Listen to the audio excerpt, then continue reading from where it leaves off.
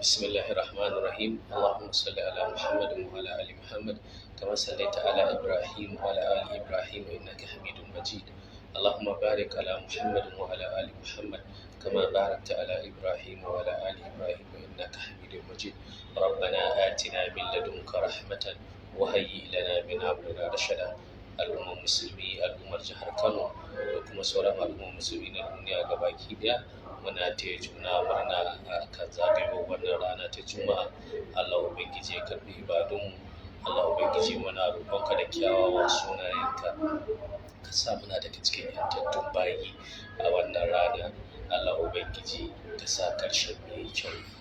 Na yi niyyar isar da sako ga al'ummar musulmi domin jan hankali, domin kuma tunatarwa, tunda Allah subhanahu wa ta'ala yana faɗa fa zakir fa inna zikra tanfa'ul mu'minina.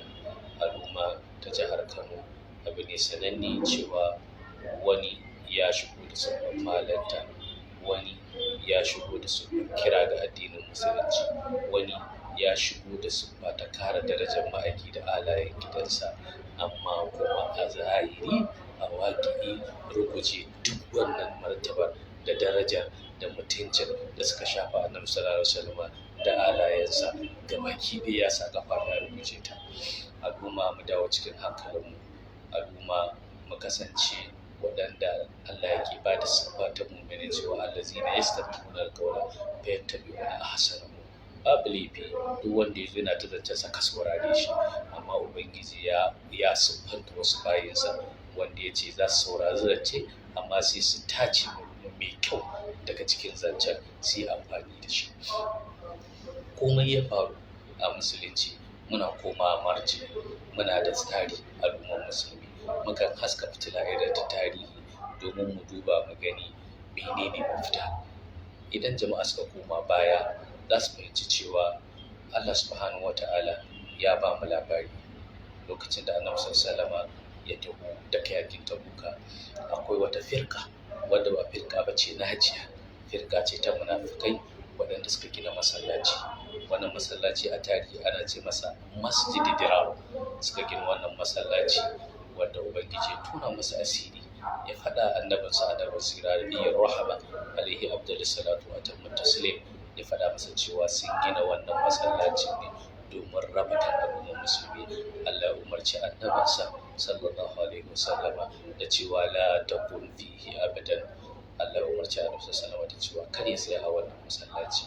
Hikima da dalili ta kawo wannan misali a nan shine domin kada al'umma su ga cewa mutum ya zo yana kira da da'awa wai ta haɗa kan al'ummar musulmi. A waƙi'i ba haɗa kan al'ummar musulmi ba ne ba. Kuma su ma waɗanda suka gina masjidai ɗin nan ubangiji ya ambato ta su ba ta su a cikin suratul tauba, yakan cewa ubangiji subhanahu wata'ala yana faɗa a cikin sufofin da ya ba su yuridna illa al-husna. Kaga kenan za su zo suna magana mai kyau, misali kamar yadda yake faruwa yanzu a Kano da cewa ana son gara martabar ma'aiki, amma kuma a waƙin zance da martabar ma'aiki ake yi. Ya ubangiji muna roƙonka ka kare al'ummar musulmi daga irin wannan shari, waɗannan miyagun mutuntunu waɗanda suke kauraye duniyar musulmi gabaki ɗaya. Allah muna roƙonka ka kare mu. Don haka al'ummar jihar Kano mutane su dawo hayyacinsu, al'umma mu koma kan asali. Al'ummar jihar Kano mu sani gari ne da yake son annabi sallallahu alaihi wasallam, gari ne da yake son alayen gidan annabi sallallahu alaihi wasallam, gari ne da yake son sahabban annabi sallallahu alaihi wasallam. Idan muka duba tarihi za mu ga cewa annabi sallallahu alaihi wasallam yana faɗa a cikin littattafai hadisai da dama, karashtu ana wa abubakar wa umar, yace na fita ni da abubakar wa umar, da kaltu ana wa abubakar wa umar, na shigo ni da abubakar wa umar. Wannan ya ishe ka san waɗannan bayan Allah mutane ne wanda Allah ya zaɓa wa annabinsa su, ba iyaka su ba wanda ya rayu da annabi sallallahu alaihi wasallam ya yi imani da shi.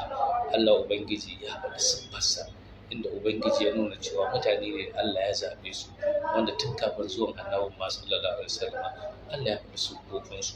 Misali a inda Allah ya faɗa bismillahir rahmanir rahim Muhammadur Rasulullah والذين معه أشداء على الكفار رحماء بينهم تراهم ركعا سجدا يفتقون فضلا من الله ورضوانا سيماهم في وجوههم من أثر السجود ذلك مثلهم في التوراة ومثلهم في الإنجيل كذلك أخرج شبهه فآذره فاستغلظ فاستوى على سوقه يعجب الذراء ليغيظ بهم الكفار وعد الله الذين آمنوا منهم مغفرة وأجرا عظيما. wannan ubangiji ya faɗa masu siffar waɗanda za su rayu da manzon Allah sallallahu alaihi wasallam waɗanda suka yi imani da shi. Dan haka al'ummar musulmi su sani mutanen da Allah ya faɗi siffarsu a cikin alƙur'ani kuma ya yabe su, wannan ya isa kasancewa tabbatancin su halaka ne.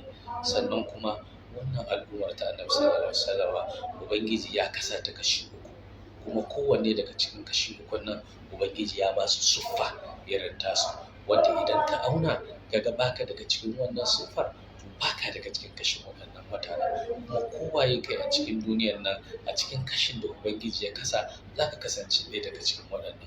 Ubangiji ya kasa al'ummar musulmi a karon fari su ne al-muhajirun, waɗanda suka yi imani da Annabi sallallahu alaihi wasallam, suka bar dukkanin abin da suka mallaka na duniya, suka bar ƙasar su ta haihuwa. Ka duba ka ga yadda ɗan adam yake san inda ya rayu, ka duba yadda ɗan adam ya tafiya bai da nutsuwa sai ya dawo mahaifarsa, amma suka zaɓa Allah, suka zaɓa annabinsa sallallahu alaihi wasallama, suka yi hijira suka koma Madina. Wannan rukunin farko na al'ummar musulmi su ne set ɗin fari, waɗanda su ne as-sabiqun al-awwalun, wanda suka samu rigaye na imani da annabi sallallahu alaihi wasallama, suka samu rigaye na shiga musulunci, kuma suka yi jihadi tare da annabi sallallahu alaihi wasallama. Waɗannan su ne al-muhajirun. Kashi na biyu na cikin al'ummar musulmi na kafata na duniya gaba ɗaya shine Allah ubangiji ya ambata mana su ne al-ansar. Waɗannan al-ansar su ne suka karba annabi sallallahu alaihi wasallama, suka karbi sahabbai, suka taimaka musu, suka yi imani da annabi sallallahu alaihi wasallama, suka yi yaƙi tare da shi, suka yi bai'a da za su kare shi sallallahu alaihi wasallama. Su ma Allah ya faɗi sufufinsu, yuhibbuna man hajara ilayhim, yuhibbuna man hajara ilayhim. To waɗannan su ne rukuni na biyu. To bayan su kuma sai rukuni na uku, wanda dukkaninmu muna cikin wannan rukunin. Su ne ubangiji yake cewa wallazina ja'u min ba'dihim, ma'ana waɗanda suka zo ba su ba muhajiruna ba, su ba ansaru ba, su ne kaso na uku, wanda dukkanin al'ummar musulmi yanzu muna cikin su. Ubangiji subhanahu wataala jalla wa ala ya ci gaba da faɗin cewa wallazina ja'u min ba'dihim, to ga suffarsu yaquluna rabbana ighfir lana wa li ikwanina allazina sabaquna bil iman wa la taj'al fi qulubina ghillan lil ladzina amanu. Wannan ita ce siffar. Suna yi waɗanda suka rigaye su addu'a, sannan kuma suna roƙonka da Allah ya sa musu gilli a cikin zuciyarsu ga waɗanda suka zo na al'ummar baya na musulunci. Ka ji kana gilli kan wani, ka ji ka tsanuwa ne, ka zo kana da'awa kana karatu da sunan musulunci kana ci masa mutunci, kiyayyarka tana fitowa fili, ana ganin alamun fuskarka yana bayyana menene a cikin zuciyarka, duk kiyayya ga waɗannan bayan Allah, wanda ubangiji subhanahu wata'ala ya ce wanda suka bi su da gaske suna cewa la taj'al fi qulubina ghillan lil ladzina amanu. Dan haka al'umma mu dawo cikin hayyacinmu, mu sani cewa daga cikin siffa ta annabi sallallahu alaihi wasallam da ya bada na ƙarshen zamani, ya ce za ka tadda al'ummar ƙarshe suna la'antar al'ummar farko. Wannan shi ne abin da muke gani a lokacinmu, a ce mutum ya zo da sigar addini yana la'antar waɗanda suka ba da gudunmawa ga annabi sallallahu alaihi wasallam. Kuma jama'a su sani labarin dukkan na littattafan tarihi yake ɗebo su, babu littattafai mafiya shari a duniya irin littattafan tarihi, domin baka da hanyar tantance zancen, baka da hanyar da za ka ɗaura zancen a cikin siyaki na mizanin awo da tantance gaskiyar lamarin ya faru ko bai faru ba. Da haka jama'a muna ƙara kira jama'a a dawo hayyaci. Wannan abu da gwamnati ta ɗauka mataki ne wanda ya dace, mataki ne ta yi ɗauke shi domin tsiratar da al'ummar musulmi.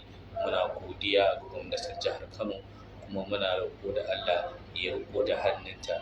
Sannan kuma abin da zai shafi maganar tattaunawa ba baƙuwar abu ce a musulunci, amma jama'a su sani regardless of what may be the outcome, ko menene ma zai zama to outcome na wannan tattaunawa, al'umma su sani imani da muke da shi da Allah, cewa Allah gaskiya ne, imani da muke da shi da sako na annabi sallallahu alaihi wasallama, cewa annabi sallallahu alaihi ya isar da sako kamar yadda Allah ya umarce shi ya isar da wannan sakon. Har ma a ranar da ya hajjatul wada'i ya daga hannunsa su mai ce Allahumma shahid, Allahumma shahid, Allahumma shahid. To mun yi imani da wannan sakon gaskiya ne. Da haka al'umma su sani wannan firqa najiya, wannan siratul mustaqim da muke kai, da imani da Allah, da imani da annabi sallallahu alaihi wasallama, da yi soyayya da alayen gidan annabi sallallahu alaihi wasallama, da soyayya ga sahabban annabi sallallahu alaihi wasallama, da ganin mutuncinsu, da girmama su, da kuma ba su matsayinsu a cikin shari'ar musulunci, da kuma kan abin da muke kai na ahlus sunnati wal jama'a, da wannan fahimtar ta mata salafiyanci da muke kai, ba abin da zai girgiza mu. Ba lalibe muke cikin duhu ba, mun san cewa muna kan gaskiya, mun san Allah gaskiya ne, mun san annabi sallallahu alaihi gaskiya ne. Da haka babu ruwanmu da abin da zai biyo baya, ko a zo a yi debate, ko a kada wani, ko a yi debate, ko wani ya nasara. Mu mun gamsu da abin da muke kai da imani da Allah, mun gamsu da wannan hanyar da muke bi. Don haka muna kira ga al'umma da su dawo hayyaci, muna kira ga al'umma su sani cewa ita fa rayuwa al'umuru bil kawatin, wato duk mai hankali abin da yake mai da hankalinsa a kai ƙarshen al'amari a samu cikawa da kalmatin la ilaha illallah Muhammadu Rasulullahi sallallahu alaihi wasallam.